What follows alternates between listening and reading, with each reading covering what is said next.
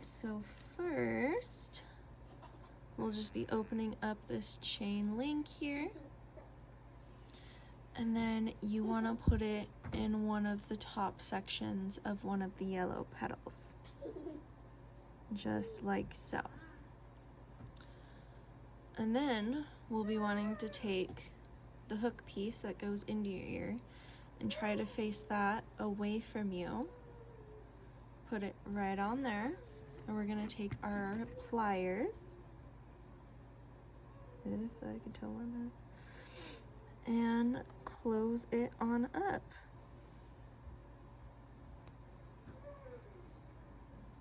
Just like that. And now your set of sunflower earrings are ready to wear. Thanks for watching. Bye.